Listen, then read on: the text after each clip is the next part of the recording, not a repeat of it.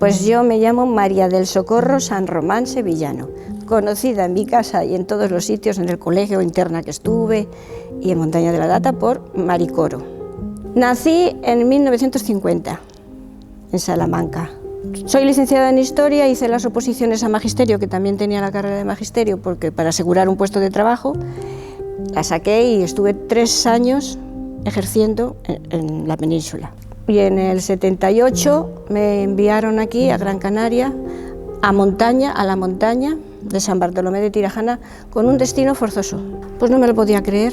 O sea, yo decía que jamás, es que pensé hasta que me podían enviar a Ceuta o Melilla o algo, pero jamás pensé en las Islas Canarias. Me estuve, un disgusto fue porque me acababa de casar, tenía mi casa, tenía mi puesto de trabajo allí. Bueno, en fin, fue un disgusto, la verdad que sí. Pero bueno, también una ilusión conocer algo nuevo. Creo recordar que decían que habíamos venido, bueno, yo aquí conocí gallegos y de todo que habían venido aquí, pero creo recordar que decían que unos 600 maestros vinimos a todas las islas forzosos, o sea, el mismo destino. Yo con los cercanos, unas chicas gallegas que estaban en Santa Lucía, que es desde Tirajana, un municipio anejo a este, y entonces a esas tenía, y con muchos que por aquí, pocos. En Playa del Inglés no recuerdo muchos yo que vinieran de la península.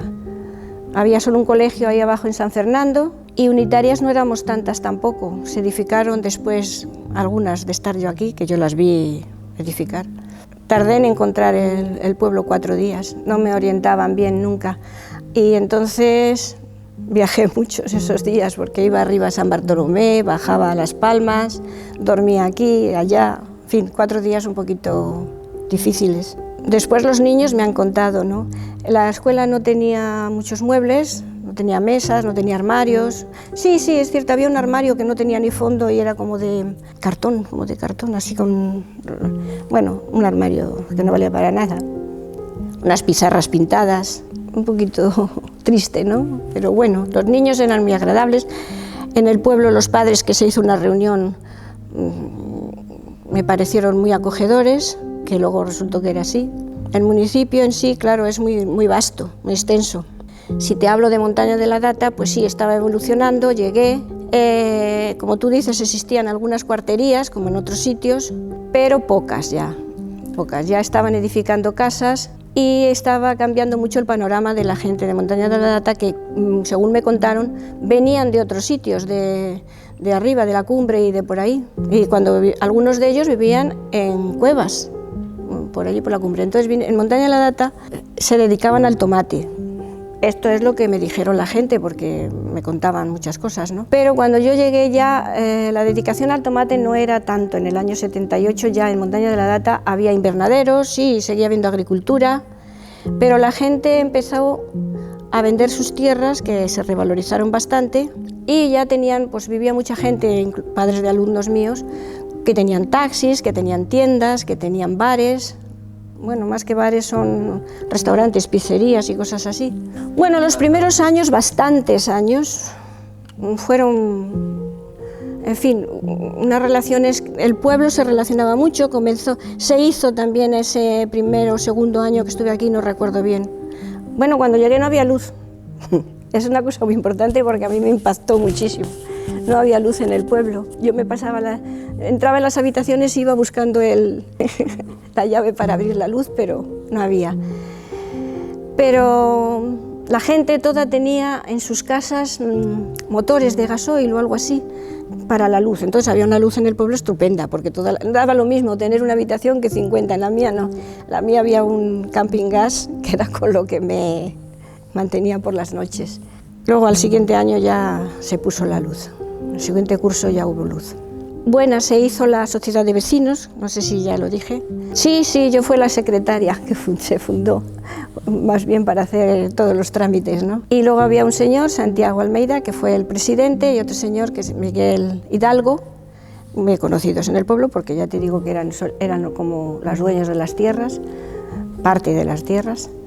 Y estos, conmigo y otros vocales que se hicieron, que están todas las actas y todo legalmente hecho, en el Teleclub, allí en la montaña. Pues se hizo la sociedad de vecinos y entonces empezó a haber fiesta en el pueblo. Cuando yo vine era una escuela, un aula con un porche, 2 baños y no teníamos ni patio porque entonces no estaba arreglado aquello. Bajábamos al otro lado de la carretera, había una zona más baja que la carretera de tierra y allí bajábamos a jugar y podíamos atravesar porque realmente muchos coches tampoco había. Sí, las familias todas tenían coche, pero como se iban a trabajar, pues no había muchos coches, mucho tráfico. Entonces bajábamos en el recreo allí, jugábamos al brilé, que les enseñé yo, varios juegos, ¿no? Y luego pues otra vez subíamos y a clase. Entonces era jornada partida, de 9 a 12 y de 2 a 4. Cuando venían los sirocos y eso hacía un calor horroroso, no teníamos ni ventiladores ni nada. Yo algunas veces cuando en la península se quejan de eso, digo, madre mía, si nosotros nunca hemos tenido aquí con los sirocos, nunca nos han puesto ni un ventilador. A mí me dijeron que aquí no llovía, yo venía encantada porque en Salamanca tanto frío y tanto. Llegó enero y cayó agua que, bueno, no sé, vamos, que no podíamos salir de la montaña porque se anegó el barranco y no podíamos, iba con una fuerza que no podíamos salir. Y los niños, claro, los más mayores que yo tenía eran de 10 años, sacaban la cabeza por las ventanas, todos allí metidos porque había goteras. Y los niños, a ver llover, era para ellos una novedad porque de verdad que no había llovido mucho en 10 años, por lo visto. Bueno, todas esas son cosas que se vivían juntos siempre, ¿no? Todas las fiestas juntos. Se empezó a hacer fiesta del año, que la patrona, curiosamente, era la Virgen de Fátima, pero aquí se celebraba en julio, o sea, da lo mismo, no hay tampoco fechas así. Bueno, ¿sabes? Primero estaba sola, pero luego ¿cómo fue? No, luego mi marido cambió la matrícula para aquí. Se vino el curso siguiente se vino para acá y siguió aquí en Tenerife. Mal, bueno, lo gestioné. La verdad que el rato mejor era el colegio, porque, bueno, tengo que decir que jamás estuve un fin de semana sola. La gente de la montaña, si había fiesta en algún sitio, iban, me llevaban. Me invitaban a comer, sobre todo algunas familias, ¿no? Pero bueno, me invitaban a comer. Nunca me encontré sola los fines de semana, nunca. Una niña de 16 años se iba a quedar, yo soy bastante miedosa, y se iba a quedar a dormir conmigo en la casa, que no tenía ni muebles ni nada, 2 camas y alguna mesa, no sé. Estaba siempre con ellos y algunas veces a cenar, incluso iban, venga a verse la televisión, porque yo tenía una televisión pequeña, pero con una batería de coche, ya te digo, el primer año, porque no había luz. No veía casi nunca el fin de la película, porque la batería se acababa, era vieja. La luz llegó. Vamos a ver, el verano aquel primero me quedé aquí, porque yo me iba, cada vez que tenía fiesta me iba para la península. Nos quedamos aquí, mi marido y yo, porque empezó a entrar en el pueblo, pero la escuela no la pusieron.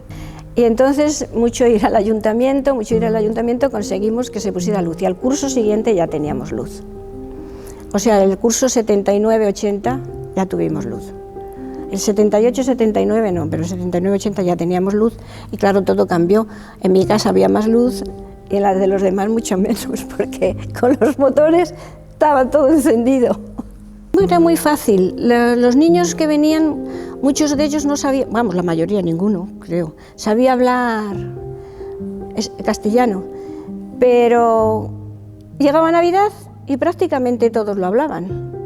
Eso también no era una virtud del colegio, era una virtud de que los niños, al relacionarse con otros niños, aprendían rápidamente. A mí me admiraban cómo aprendían los idiomas de bien. Y bien, los padres estaban muy contentos, incluso todavía el otro día, hace pocos días, la semana pasada creo, me encontré con una madre de un niño, que está por ahí la foto, Paolo, que estaba encantada de la vida y que agradecían tanto al Colegio de Montaña La Data como que su hijo era muy bueno, o sea, en el sentido de muy responsable, que estudiaba mucho, que quería trabajar y estudiar, en fin, estaban muy contentos. Porque ellos me dijeron a mí una vez, vinieron y dijeron que yo les ponía muchos deberes, que era muchísimo el trabajo. Digo, no, yo no le pongo muchos deberes, yo lo que no terminan en el colegio lo tienen que terminar en casa o en el recreo. Digo, pero aquí el trabajo se cumple.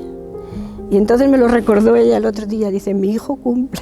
Hombre, yo inculcaba siempre el respeto a los demás y que ellos podían ser libres hasta que se metían en la vida de los demás, hasta que podían herir a alguien. O sea, tú puedes hacer todo lo que te dé la gana, siempre que no dañes a nadie. Ese era uno de los principios míos que siempre les decía. Otro era que su trabajo era el colegio.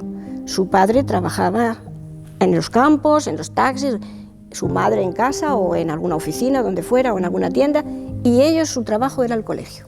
Y tenían que cumplir, bueno, de hecho muchos han hecho carrera, Muchos son abogados, maestros, también de formación profesional, no de formación profesional. Pues tienen sus profesiones de taxista que han seguido de sus padres y, en fin, yo estoy muy contenta de los éxitos de los chicos, estoy muy orgullosa de ellos porque han sabido aprovechar bien sus estudios y sus principios.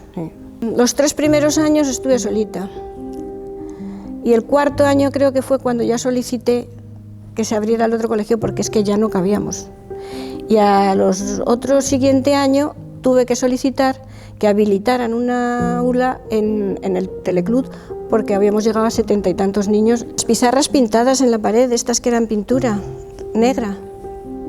Y después, pues hombre, ya tuve mobiliario, el colegio de San Fernando fue muy amable, me dejó un armario y otro más pequeño, me mandaron pupitres de estos unitarios, porque entonces eran unas mesas cuadradas, que había 5, y unas redondas muy antiguas, como de formica, así.